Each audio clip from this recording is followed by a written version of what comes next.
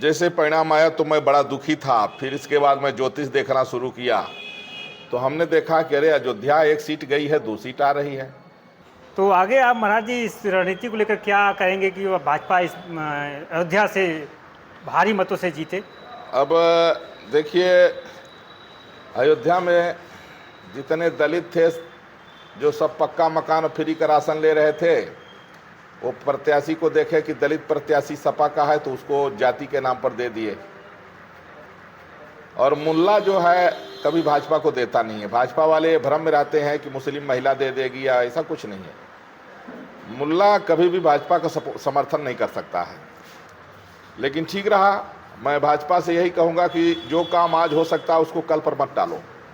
महाराज जी, इस बार लोकसभा चुनाव को लेकर आपने एक बयान दिया था, जो सपा के प्रत्याशी हैं, क्या कहना चाहते हैं? देखिए, ऐसा है कि ये मर्यादा पुरुषोत्तम भगवान श्री राम की पावन जन्मभूमि अयोध्या है। भारतीय जनता पार्टी ने यहाँ जो काम किया है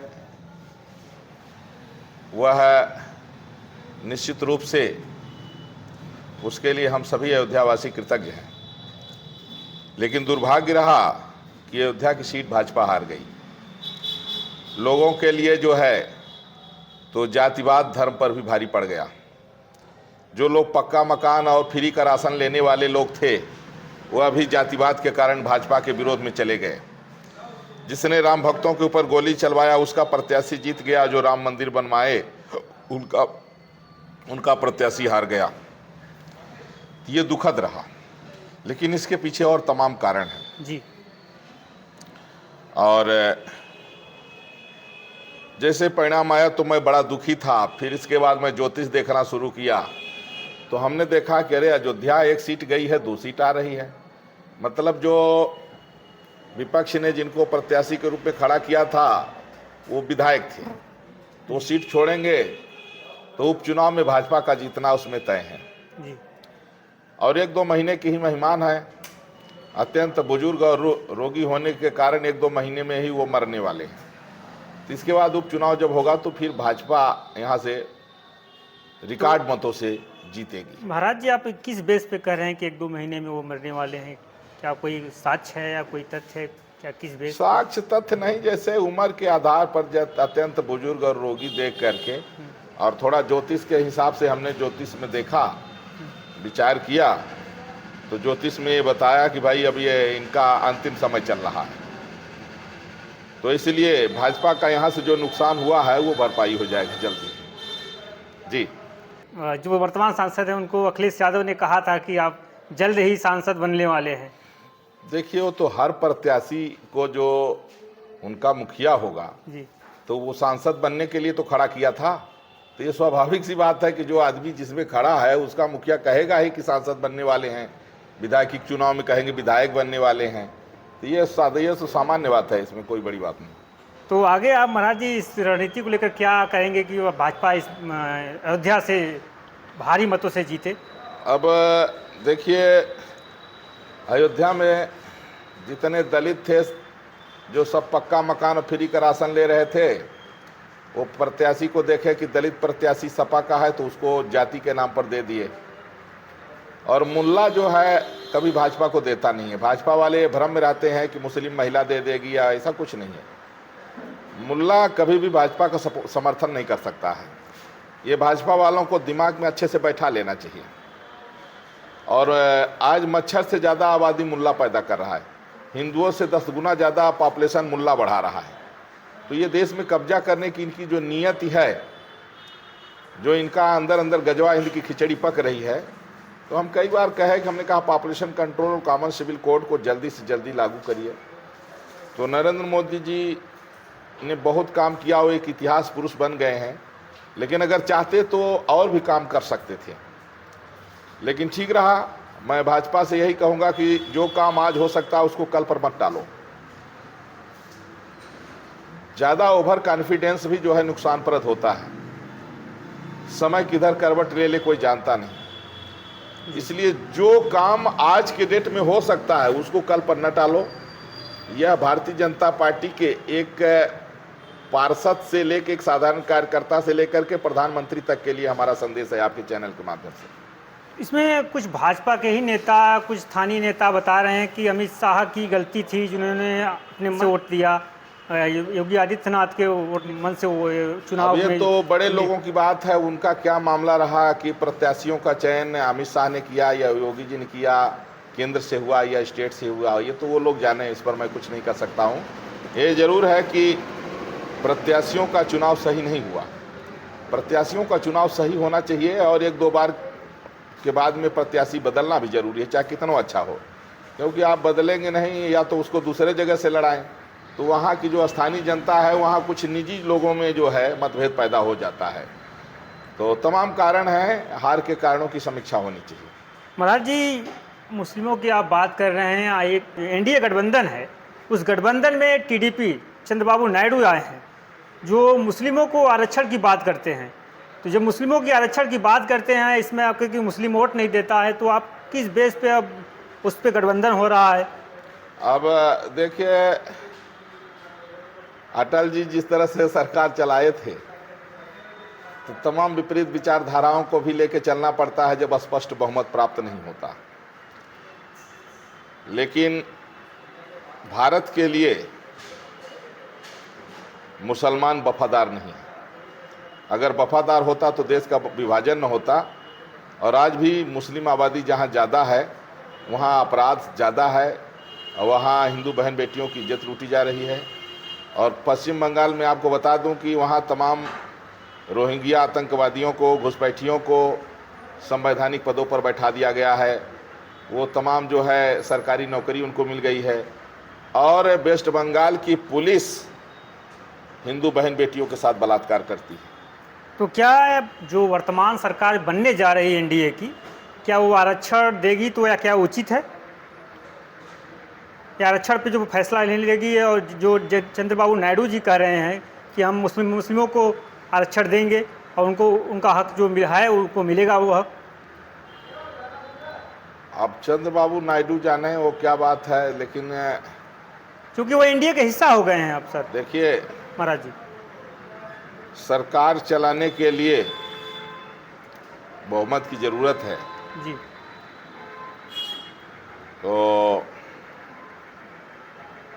जनता का दुर्भाग्य है, हिंदुओं का 100 करोड़ जो हिंदू है उसको जिन लोगों ने सनातन विरोधियों के प्रत्याशी को वोट दिया है उनको मोटा छाती में पत्थर बांध करके और किसी गहरी नदी या समुद्र या नाला में जाके कूद जाना चाहिए। कि जो धर्म का नहीं हो सका उसको जीने का अधिकार नहीं। महाराज जी, इसमें जो एनडीए ने जो इस बार चुनाव जीता है, जो कम सीटें आई हैं, क्या इस बार महंगाई, बेरोजगारी यह समस्या थी? कोई समस्या नहीं थी। मुस्लिम वोटों का ध्रुवीकरण नहीं हुआ। मुस्लिम वोट मतदाता एक साथ भाजपा अपोजिट में चले गए। और ये जो लॉकडाउन के दौरान मुल्ला 3-3 4-4 बीवी वाले जो लड़का पैदा किए हैं, अगर इनकी नेशनलिटी ख़त्म नहीं हुई, अगर भारत संवैधानिक रूप से हिंदू राष्ट्र घोषित नहीं हुआ, तो आने वाले समय में न भाजपा बचेगी, न मठ मंदिर बचेंगे, न हिंदू बचेगा। लेकिन महाराज जी, 17-18 सीट पर जो बीएसपी है, मायावती की जो पार्टी है, वो 17-18 सीट पे ऐसे वोट 80,000 से लेकर 1 लाख से ऊपर तक वोट लाई है, जहाँ पर 17-18 सीट भाजपा जीत पाई। अगर वहाँ पर बीएसपी के प्रत्याशी ने इतना वोट अगर नहीं लाया होता तो 15 या 18 सीट भाजपा को और गंवानी पड़ती। इस पर आप क्या कहेंगे? हाँ, अगर बसपा ज़्यादा सक्रिय होती तो विपक्ष को इतनी सीटें यूपी में न मिलती। थोड़ा सा बसपा जो है कम सक्रिय थी, इसलिए ऐसा हुआ है। लेकिन ये देखिए, डैमेज कंट्रोल होगा। लगभग 30-40 जो है सांसद अन्य पार्टियों के वो टूट के भाजपा में जाने वाले हैं। इसलिए कि चूँकि अच्छे लोगों को जब भाजपा में जगह नहीं मिल पाती है तो कहीं ना कहीं से चुनाव लड़ना पड़ता है। तो राष्ट्रहित को देखते हुए वो भले गलत जगह गए हैं, लेकिन वो भाजपा में आएंगे। और भाजपा का जो 400 पार का नारा था, 300 पार तो हो चुके हैं, 400 पार भी हो जाएंगे, क्योंकि जो दूसरे में है वो टूट के भाजपा बहुत जल्दी आएंगे। महाराज जी, एनडीए के जो बड़े बड़े मंत्री थे, लगभग 20 से अधिक मंत्री जो थे, वो भी हार चुके हैं चुनाव। क्या उनकी काम जो ग्राउंड पे था वो काम नहीं किए, या क्या उनकी जो कमियां थी जो अब इसने देखिए जनता ऐसा को है कि नकारा? लोग चाहते रहे केवल मोदी के नाम पर वोट मिलता रहा है और उसी योजना का लाभ लेते रहे। तो इनको एक सबक भी है कि छोटे कार्यकर्ताओं का सम्मान करें और हर जनप्रतिनिधि अपने अपने क्षेत्र में जनता के सुख दुख में जरूर कम से कम हफ्ते में एक दिन टाइम दें, नहीं तो 15 दिन में दें अथवा महीने में 1-2 दिन समय दें क्षेत्र में, और केवल भौकाल बनाने न जाएं, जनता की समस्या सुने, उसका समाधान करें। महाराज जी, पास आपने अनशन की बात की थी, क्या वो उसका मामला था 7 तारीख? वो हिंदू राष्ट्र के लिए हमने अनशन किया था, काफ़ी दिन हो गया, जी। और वो आगे उसका असर काफ़ी है देश में। और हिंदू राष्ट्र जरूरी इसलिए है कि हिंदू तो 1-2 बच्चा से ज़्यादा पैदा नहीं कर रहा है, इनको लोग बता दिए तो मौखिक ही मान गए।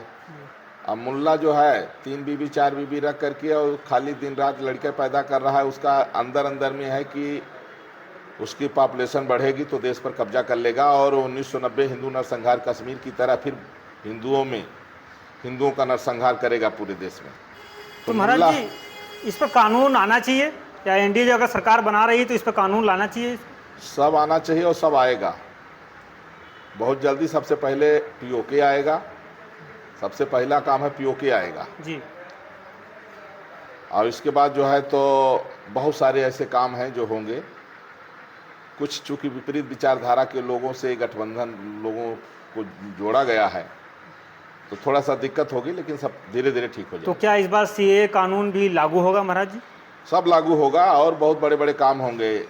मोदी जी जो काम 10 साल में किए हैं, अब ये 5 साल ऐसा होगा कि आने वाले 1000 साल में जितना काम होना चाहिए, आने वाले समय में 1000 साल में जितना काम होना चाहिए, उतना काम ये 5 साल में मोदी जी करेंगे, मैं आपको बता रहा हूँ। तो 10 साल में फिर क्यों नहीं किए?